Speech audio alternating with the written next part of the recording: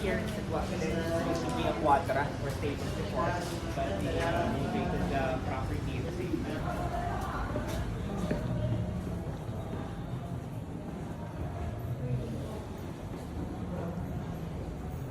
Karon lang kakasulod diri Ken?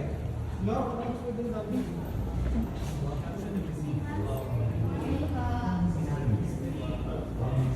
have there a short video presentation how Kalakal started.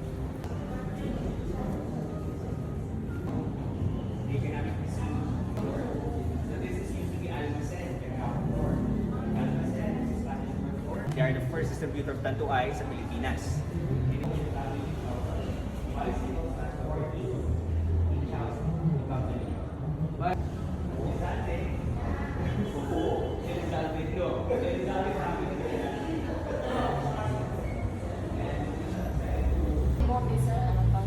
this is the old battles of Tanduay. Yes, apa. Again, ano lang Quezon Bridge, but formerly known as Colgante. And why you're from? Pero wala ka sa Philippines. Wala. And then nabigyan ng business na rin sa Rizal. Kaya nabigyan yung stock na nila wala ng Colgante. Don't know how to manage textile. Sabi ko sa natin ng ports ni international trade. So nang pasok ng airport ng international trade, yung port rather, nakasunod sa mga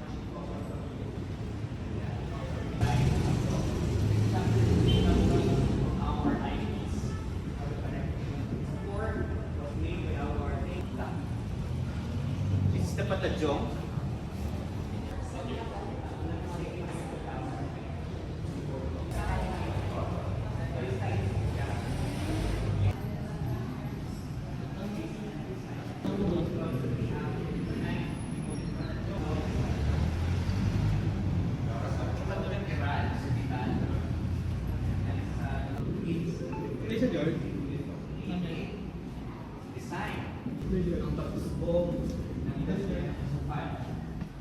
Ilong, tinatawag nilang ilong-ilong na hindi sila kapunaw sa R sound. And the more after the Chinese or the Spaniards, occupied the Philippines outside. Takal, na-invento, yara kitang natawag na barter.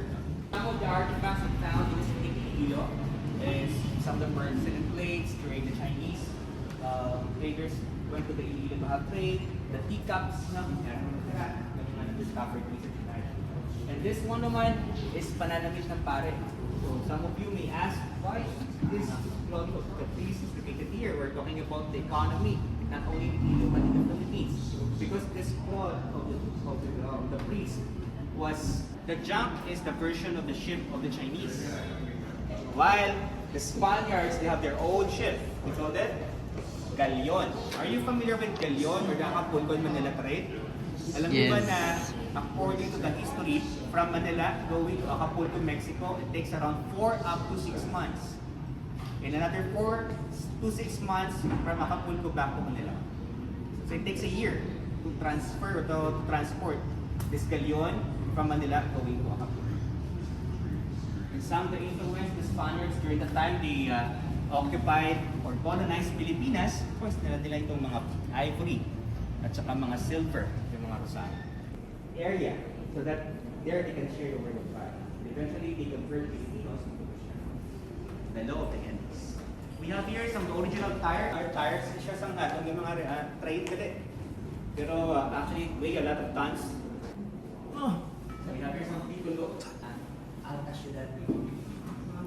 Yes. Careful at this aside. We have a rep. Pasela natin el sitio Medeuna sa Yes, Filipino coin maker, old friend of Rizal, and some of his coins like here. This is actually the victory bills. Gani. This one with the Mickey Mouse money during the Japanese occupation. They said kung ano kadamo yung mga Mickey Mouse money wala na siya value during that time. So maamyara kita victory bills. These victory bills was made by different Filipinos in different region as a sign of revolt against the Independence Day, 1998. Kaso lang na-demonetize na niya kad nadulaan sa value 2019. So, we are very fortunate to witness this kind of bill. It's part of the circulation before. So if you go to the bank, you need to bring envelope or folder with you. just to in cash or to change this 100,000 pesos. And if you ask me kung sino may mga hawak ko sa mga 1,000 bills, yun na, one of the more famous personality na may-ari ini is Imelda Marcos. Oh. Not part of the circulation anymore. Let's go to the second floor. But I'd like to advise everybody na wala kita to aircon, to hinaab ng aircon sa babaw. So, let's go lang. Let's see. And let's read quick.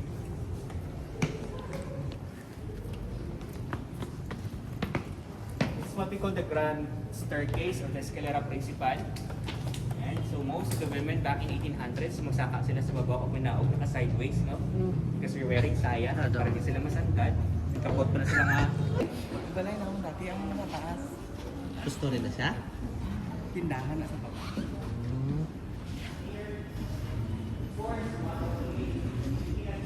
Gusto akong kalog sa taas. Ako kundi. Kami sa church, mag-floor walks. Kandumay ka. Did you know that Guimaras is pulling in his chopper when you come to the outside? Because the OSP. Actually, it takes around 5 to 7 years para lang ma-limpyuan ang atong nga dagat. Kaya during the time I still remember, nga talagang mga barbershop sa record salon, ginadunay, nabalang yung buko, nabalang. Ang ato ni nga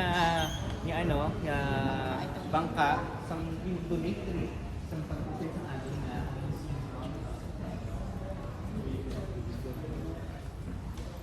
this side naman, we have here what we call the palamuti sa katawan. The body ornaments. We have different kinds of hats during the time of the Spaniards. No? This one is made of turtle shell, original turtle shell. Yes. So, depende yan sa iyong posisyon. Ano na siya, sir? Salakot, we call that salakot, no? Used by the Spanish soldiers before. So, nakadesignate yan. Yes. It's very famous. Called the old version of our keychain. During the Spanish era, we called it La Vera. And most of the people who use keychains before are landlords. Why landlords? Because they are opening different gates, different doors before. So if you hear the man walking downtown Iloilo and then something sounds on the side, he must be a landlord before that. This base of this paineta is made of gold. Tinukuran siya sa turtle shell. So, mga bata na kayo, kinabutang natin sa bakul. Ang mga jewelries naman, kinabutang natin sa bakul. A smaller version of boxes. So, witness the exhibits of textile, no? Textile weaving of Region 6. But here, witness the textile weaving of the Northern Luzon. Like the inget, gown. Wala ma'am, but this museum only talks about the city of Iloilo, but sa whole Philippines.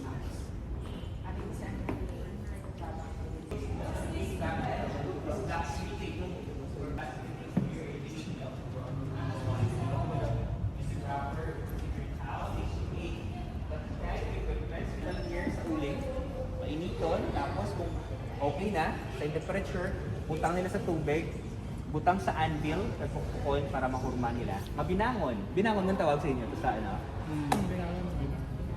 And this side naman, we have different weapons. Ha, joke. And this kampilan, pwede natin ini maihambing sa sword na gamit ni Magellan during his defense. Ni Lapu-Lapu during his defense against the Spanish forces, Magellan versus Lapu-Lapu. This kampilan, ang iyang hawakan is made of ivory. And if you notice, it's just a small kawa, but during the time yung mag-ubra sila sa mga farm, sa sugar farm, dako ang kawa ang ginagamit nila. Ay. And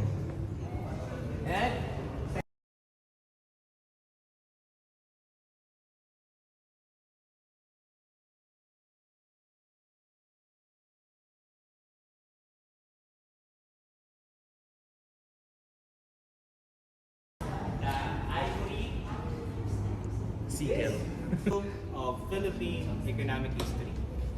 And if you notice, no, here on the second floor, kadamos ang doors. Doors, no? And if you're familiar during the time of our history, yung alipin sa kikilid, yung only allowed in the kikilid, is kapit kasi sa balay. Alipin sa loob ng bahay, alipin sa labas ng bahay, we have this designation. Like in the city government, we have our own designation. So, or we called it the Tree of Life. You know, because coconut has a lot of uses, from the roots up to the leaves, up to the fruits. No? So the main industry that we engage in coconut, of course, copra. But during the time that they opened this museum to the public, they displayed original husk. Kaso lang daw, isang langgam, isang subay. Isaka, dari hindi lang subay, kundi different kinds of insects. So they cannot preserve it. Instead, they change it. Ang abaca rope, ang most reliable rope sa dagat. Kaya habang nababasa, lalong tumitibay. Yan. So yung abacagale is the member or part na siya sa pamilya sa saging. But hindi siya saging. I mean, hindi siya malang saging, hindi nakaunan. Wala siyang bunga? So, ang ginagamit nga fiber, ang unang stem sa aton nga abaca. Not only ropes, but also can make different kinds of basket, bags, sand, peak of the sugar production. No? So we have Pang ano? called the Ginaipit? Molena Ginaipit Sand. ang tubo. Para magano yan nga. Dupo. Include the sugar cane or tubo here so that they can extract the juice. Muna yung tawag natin nga alamay. And then this is a manual machine, by the way. This ginapalibot na siya sa kabayo or kalabaw. But when Sir Nicolas Tony went to the Iloilo City, all the advanced machinery is here in the city of Iloilo, and we have here the leader of certain tribe. That's what we call this reward.